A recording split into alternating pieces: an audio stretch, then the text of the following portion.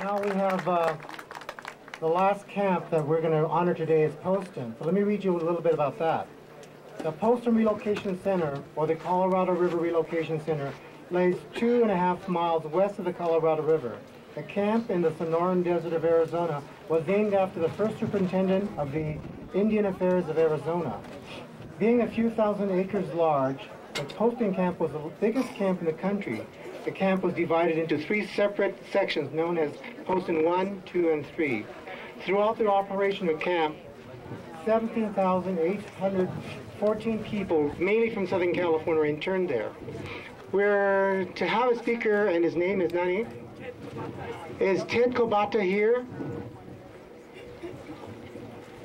If not, I'm going to fake it because I was 4 years old, so you're going to get a 4-year-old professor. Is he coming? Doko, where? Oh, okay, for Ted, come up. I don't have to give him my kindergarten stories then. Okay, here he comes.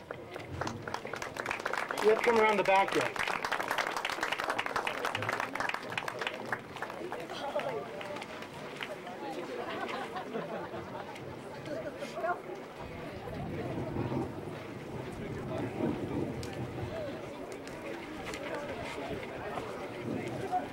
No, not really.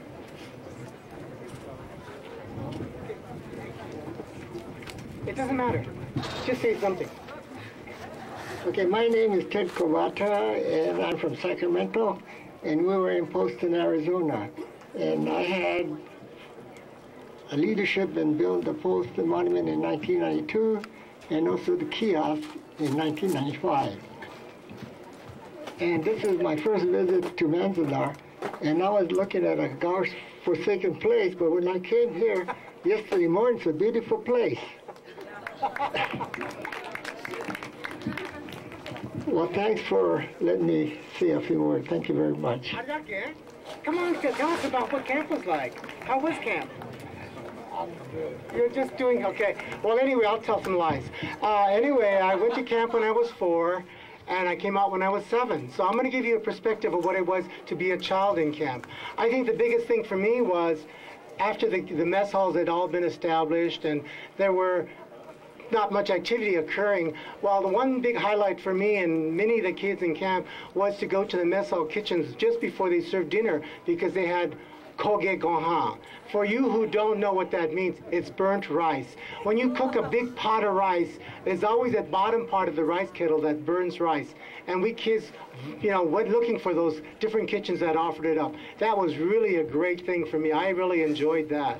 I think one of the breakdowns for me, mentally, but well, I probably came to that later, but not because of camp. But I think the family breakdown happened in camp because as a nucleus family, that didn't exist. You after a while went to the mess hall, ate with your friends, and so the family kind of disintegrated in some fashion. Some of the people, continued in the Japanese tradition, but in many cases they didn't.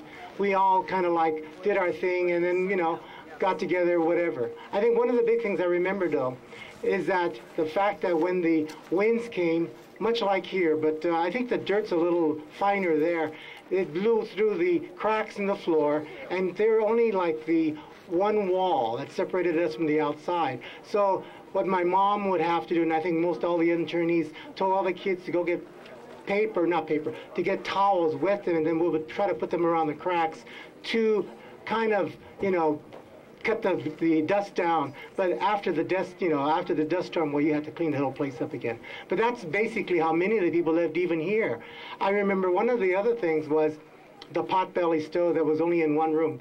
At one point, there were 8 of us, and so we shared. My father was able to get another not a barrack. They're made in 3 apartments. Mine was in block 28, and my apartment number was 8D. So I knew that. That's kind of been ingrained in my life, I think, If anybody asked me, I could probably come up with that in no time. But that just tells you that's how it was there. If you got lost, you just told somebody, I live in, Camp 1, block 28, 8D, and they could take me there. At 4, who knows. But that's how it was for me, and I think for most kids at that, it was kind of fun. You weren't responsible for anything. You just played around, did whatever you want to do. When school started, of course, when they finally put it together, it was a little more restrictive. But I think most of the time there for me, up until I was 7. I thought it was fun. I felt sorry for most of the older adults who had lived productive lives outside of camp and were now kind of like restricted as to what they can do. You know, if you were a doctor, of course you had a regular job, but if you were a storekeeper, there were no jobs for you. You know, we had a canteen, but you know, that didn't provide employment for everybody in camp. And most of us who went from the Poston area came from Orange County, and I was from Westminster, from a small little area. And I think for me, the immersion in the total Japanese community was different than anything I've ever experienced, because we lived in a mixed area of Hagojins and Hispanics, you know, because that's what that area was like. And when you went to a place that was totally Japanese, I think you know, everybody knew everybody then, and they kind of like, if you did anything wrong, you heard about it, you know. So in a way, everybody was watching you.